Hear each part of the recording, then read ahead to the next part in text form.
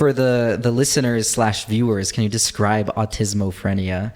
Yeah, so it's an idiosyncratic and like somewhat okay. If you are someone who has a perspective on autism and schizophrenia as solely the DSM-5 terms, which is, I have opinions about mainstream psychiatry, but if you know that as only the DSM terms, this is like an idiosyncratic and eclectic view of both autism and schizophrenia.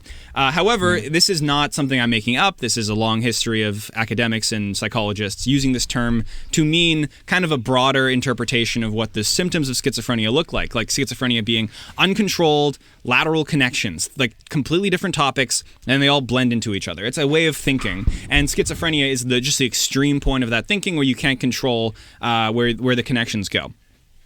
Autism, on the other hand, is much more solid and rigid form of thinking. Goes really deep into something, and again, like this is just something you notice. Like if I have a lot of autistic friends, they like want to talk about one thing. They have special interests, and they want to like. They will always move the conversation back to that one thing. It's very hard to have a conversation from an autistic perspective because conversations are inherently more schizo. They go from topic to topic, and and like if you're autistic, you just want to no, let's go back to trains or whatever it is. I'm using trains. That's a very autistic boy example. I don't like using that as an example because like a lot of women have autism as well, and they have different fixations, or like they even like experience the fixations differently.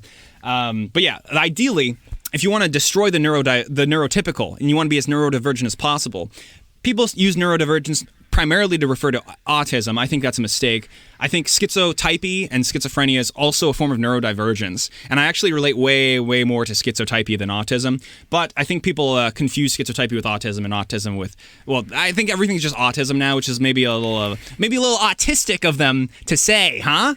Maybe a little autistic of them to say. So, but yeah, I mean, I would be lying if I didn't have a little bit of autism. Like, let's be real. Let's be real.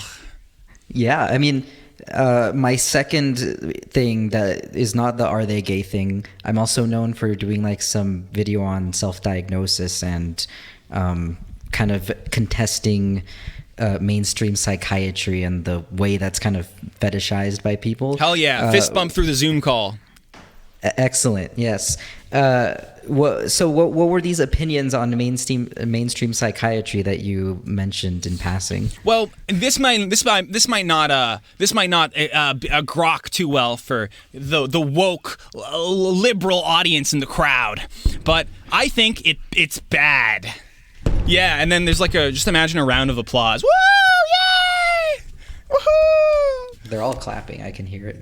Bad. I'm too schizophrenic to trust authority figures.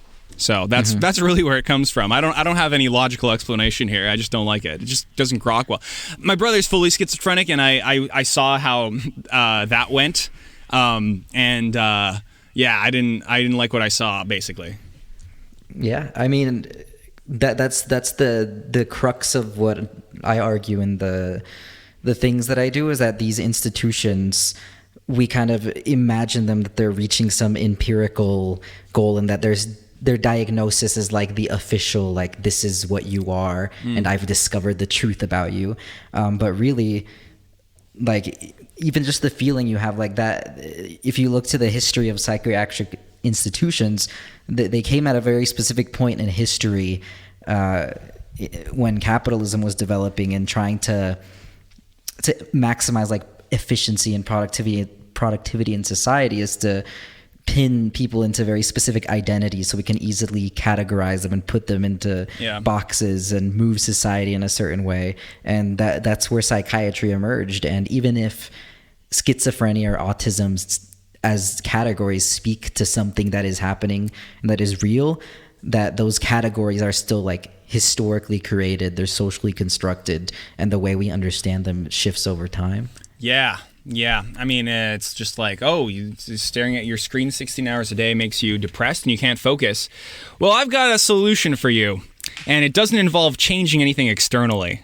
Yeah. Oh, do you have ADHD? Fascinating. How many Vyvanse are you on? How many? Exactly. Which is why I was so interested in your political content that blends like mental health conditions into like a more political orientation, because if these institutions were created by like in a capitalist context or for the means of like social control, then people who are labeled autistic or schizophrenic, they have ways of thinking that kind of butt heads with this very system that like creates oppression. Yes, and if one of the sort of, I guess, descriptive things that I have been doing, and I still, I guess, try to do maybe prescriptively, is oppose the status quo. And that is interesting to me as an idea, because it opposes the status quo. Those are ways of thinking that don't necessarily have an immediate productive purpose to them. They disrupt structures, institutions. Same thing with like, radical political thought. A lot of autism in there, and that's not a bad thing. That's just, I think that's interesting. I think that's cool, actually. Yeah, I think the most like Autizmophrenia thing you can do is like, if your special interest is philosophy, then you can like laterally connect so many things together, but you're also still diving deep into one thing. Or like something like psychology or sociology, like those, I think those are good like vanguards of contesting the system, because you can link broad things but also go so deep into them. Yeah, and ideally you do that again as an autismophrenic by yourself, alone in your hovel, alone in your cube, and you're just like, wow, I'm such a based schizo, I'm such a based autist that I can do both. I can do those lateral philosophy connection, but then go deep and build it out. And you don't need anybody else. You don't need anybody else, especially not my girlfriend. And we're back. Do you feel as if the people you've gathered together in your community, has it come together in an autismophrenic way where you see people making these two different connections? That's an interesting question. I think it's come together. Yeah, I think that the people who come here are all weirdos. Obviously, I'm not going to deny that. We're not, and we're not exactly like mainstream, like. But at the same time, there's a lot of people in the mainstream who have a lot of, I guess, respect for weirdos. So it's like it's a bit of both. I describe it as rhizomatic in the way that it forms, which is to say, like, I meet one person, they're a node in this network, and then they bring another person, or they like another person gets interested, or word of mouth travels and they hear about it. It's not like I have I haven't really made an effort to publicize my community, really, but a lot of people have heard of it. I guess through other people, and we just try to keep it like word of mouth. And then, so yeah, that's maybe if I wanted to make it fit this framework, I'd say that's the schizo element of it. Like it expands and like it just makes those natural connections, and then we bring them together under some specific framework, some specific guidelines. Like one of the guidelines we have is like, if something happens online that affects one of the members, we know you in person, so we're going to make a judgment about that in person, and we're not going to we're not going to throw you under the bus just because there's some Twitter drama or whatever. Like we know you in real life. There's like the actual human being connections. That's like a main thing, and it's not like it's all the stuff that we really care about is upstream from politics, in the sense that like mental illness is. Like it's hard to talk about politics without talking about everything else, right? That's the schizopolitical thing. Is like everything. There are these connections between everything else, and just to like treat it as like this one discrete box is harmful. I don't know if it's emerged autismophrenically, but the people who are attracted to this definitely are neurodivergent in their thinking. I would say, yeah. Yeah, I think that's like the vanguard of the neurodivergence and the queers. Like that's like the vanguard of the people who have the potential to kind of contest all the ways that modern capitalism tries to make us into individuals. Those struggles in particular speak to the heart of like what it means to be a not conforming individual.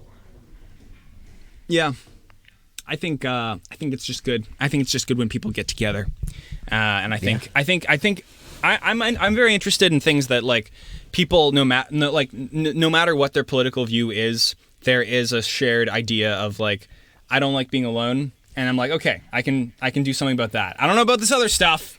Oh, I do, but I'll focus on that. Yeah. Let's talk a bit more about this community, because the viewers / listeners may not know what it is, and they're paying the big bucks to know. Well, a lot of people don't know what community is. It's sad.